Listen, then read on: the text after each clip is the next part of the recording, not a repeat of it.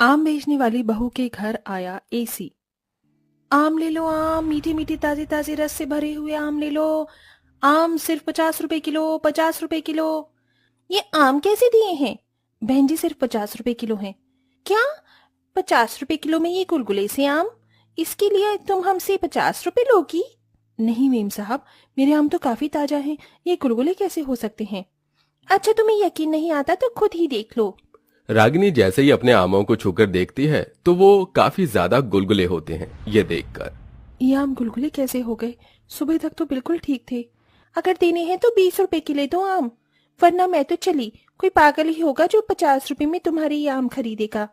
Customer की बात सुन रागिनी को ना चाहते हुए भी 1 किलो आम सिर्फ 20 रुपए में देने पड़ते हैं। और ऐसे ही पूरे दिन कोई ना कोई कस्टमर गुलगुले आमों को देखते हुए आधे पैसों में ही आम खरीद लेते हैं, जिसके चलते रागिनी का काफी ज्यादा नुकसान होता है।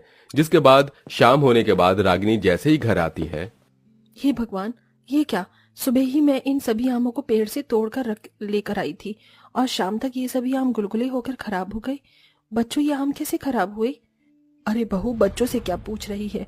मुझसे पूछ। दिन में हमारा घर पूरा का पूरा ईंट की भट्टी बन जाता है, और ईंट की भट्टी में क्या आम सही सलामत रह सकते हैं? माँ जी, अगर गर्मी में यूं ही रही तो सारे आम खराब हो जाएंगे, तो मैं बेचूंगी क्या? माँ, आप एक काम क्यों नहीं करती? आप इन सभी आमों को ठंडे पानी के मटके में डाल दो, उसकी ठंडक की वजह से ये आम खराब नहीं होंगी। रूही की बात सुन रागिनी उन बचे हुए आमों को ठंडे पानी के मटके में डाल देती है, ये सोच कर कि अब तो उसके खराब होने से बच जाएंगे। लेकिन रागिनी सुबह जैसे ही मटका खोलकर देखती है तो गर्मी की वजह से मटके के अंदर भी सारे आम खराब हो जाते हैं। हे भगवान, फिर से इतने सारे आम खराब हो गए। रागिनी, अब हम कर ही क्या सकते हैं सिवाय इन आमों को खराब होता देख। मैं अपने आम के बगीचों में आम इस तरह खराब होता हुआ नहीं देख सकती। मैं इन्हें अपनी देखकर इसलिए नहीं सींचा था कि मैं इन्हें खराब होता देख सकूं। तो हम और कर ही क्या सकते हैं? इस गर्मी से तो हम नहीं लड़ सकते ना। अर्जुन की बात सुन रागिनी के पास कोई जवाब नहीं होता, जिसके बाद रागिनी फिर से अपने आम के बगीचे में जाती है और वहां से आम तोड़ने लगती है। हे भगवान, हम पर थोड़ी दया करो ताकि ये आम खराब ना हो। रागिनी आमों को लेकर उन्हें बेचने के लिए चली जाती है। तभी दोपहर होने तक सारे आम फिर से गर्मी की वजह से खराब हो जाते हैं, जिसके चलते रागिनी गुस्से में उन सभी खराब आमों को फेंक कर अपना ठेला लेकर घर जा रही होती है। तभी रागिनी की नजर एक बड़ी फलों की दुकान पर पड़ती है, जिसमें रखे हुए सारे फल काफी ज्यादा ताजे थे, जिसे देखकर रागिनी उस फल वाले की दुकान के पास जाती है। भाई साहब, इतनी गर्मी में भी ये सभी फल इतने ताजा कैसे हैं? अरे बहन जी, इस एसी की वजह से मैंने अपनी फलों की दुकान में एसी लगा रखा है, ताकि गर्मी में भी मेरे फलों को ठंडक मिले और वो खराब ना हो। उस दुकान वाले की बात सुन रागिनी के मन में भी एसी लाने की ख्याल आता है और वो एसी की दुकान पर पहुंच जाती है, जहां उसे एक एसी पसंद आता है। भाई साहब, ये एसी कितने का है? बहन जी, सिर्फ 25,000 का है। क्या? 25,000 रुपए का? मैं तो अगर सारी जिंदगी भी मेहनत मजदूरी करूं तो भी इतना महंगा एसी नहीं खरीद सकती। रागिनी उदास होकर वहां से जाने लगती है कि तभी वो एसी वाला कहता है, अरे रुकिए बहन जी, आप एसी को आसानी से खरीद सकती हैं। वो कैसे भाई साहब? मेरे पास तो इतने पैसे नहीं है। अरे बहन जी, आप इस एसी को इंस्टॉलमेंट में खरीद सकती हैं, यानी कि आप सिर्फ 3,000 रुपए देकर ये एसी ले जाइए और हर महीने इसकी किश्त भरिए। उस एसी वाले की बात सुन रागिनी मन ही मन बहुत खुश होती है और आकर सारी बात अपने परिवार वालों को बताती है। माँ, अब हमारे घर में भी एसी आएगा। आपको पता है, हमारे दोस्त है ना चिंटू, उसके घर में भी एसी लगा हुआ है और वो अपने एसी पर बहुत इतराता था। आप देखना, हम भी अपने एसी पर इतराएंगे। रागिनी, तुम्हारा दिमाग तो ठीक है। तुम जानती हो ना कि हमें 2 वक्त की रोटी खाने के लिए भी कितनी मेहनत करनी पड़ती है, और तुम इंस्टॉलमेंट में एसी खरीदने की बात कर रही हो। ये एसी मैं इसलिए खरीद रही हूँ ताकि इसकी ठंडी हवा में मेरे आम खराब ना हो सके और हमें भी इस भयंकर गर्मी से छुटकारा मिल जाए। अब चाहे मुझे कितनी भी मेहनत क्यों ना करनी पड़े, मैं 3,000 रुपए इकट्ठा करके इंस्टॉलमेंट में एसी खरीद कर ही रहूंगी। रागिनी अपने मन में एसी खरीदने की ठान लेती है, जिसके बाद अब वो आसपास के बाजारों में आम बेचने की बजाय उन दूर जगहों में आम बेचने के लिए जाती है, जहां पर बहुत कम ही आम वाले होते हैं। हे सूर्य देवता, थोड़ा तो रहम करो। आपकी ये ज्वाला जैसी किरणें तो मेरे शरीर को जलाकर राख कर देंगी। बाप रे बाप, कितनी गर्मी है। नंगे पैर चल चलकर दूर दूर तक आम बेचने के लिए जाया करती थी, जिसकी वजह से गर्मी में रागिनी की तबीयत काफी खराब होने लगती है। धूप में घूम घूम कर मेरी बहू का सारा शरीर कितना लाल हो गया है। नंगे पैर गरम जमीन पर चल चल कर इसके पैरों में छाले भी पड़ गए हैं। दादी दादी देखो ना, माँ के हाथों में भी छाले हो गए हैं। अरे बच्चे, तुम रो क्यों रहे हो? मैं बिल्कुल ठीक हूँ। मैं जानता हूँ रागिनी, तुम इस तकलीफ से गुजर रही हो, मुझे माफ कर देना।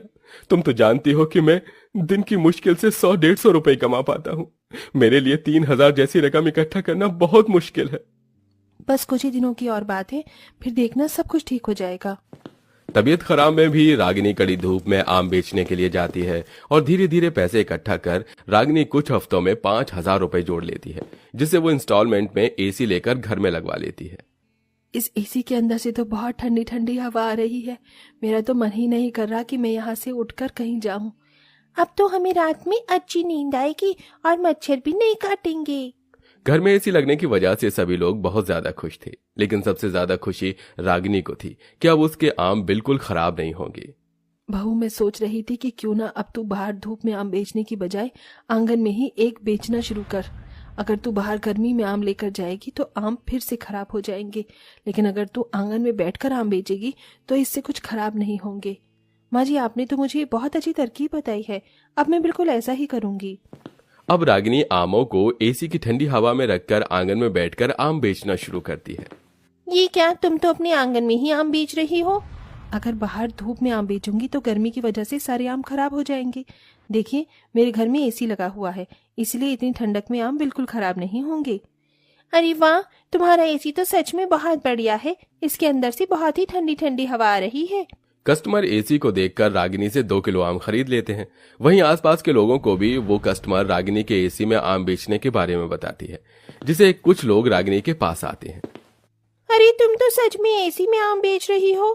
अरे आप लोगों को तो बहुत पसीना आ रहा है। एक काम करिए, आप यहाँ बैठिए, मैं आपके लिए ठंडे ठंडे आम काट कर लाती हूँ। रागिनी उन कस्टमर्स को एसी की ठंडी हवा में बिठाकर उन्हें आम काट कर उसके ऊपर मसाला डालकर उन्हें खाने के लिए देती है। एसी की ठंडी ठंडी हवा में ठंडा ठंडा आम खाकर उन सभी कस्टमर्स को बहुत मजा आता है, जिसके बाद अब वो सभी कस्टमर रागिनी से 2-3 किलो आम खरीद लेते हैं, जिससे पहले दिन ही रागिनी की काफी अच्छी कमाई होती है। देखा माँ जी, एसी की वजह से आज कितने लोगों ने मुझसे कितने सारे आम खरीदे।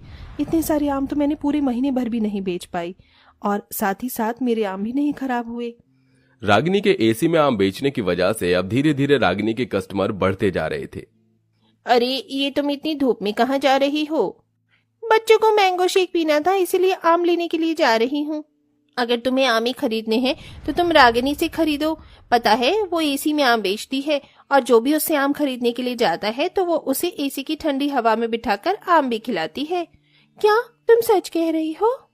बढ़ते कस्टमर्स की वजह से रागिनी जल्द से जल्द एसी का इंस्टॉलमेंट भी चुका देती है और बाकी बचे पैसों से एक दुकान खोलती है, जिसमें भी वो एसी लगवा लेती है और आम बेचने के साथ साथ मैंगो शेक, आम पन्ना और मैंगो कस्टर्ड बनाकर बेचती है।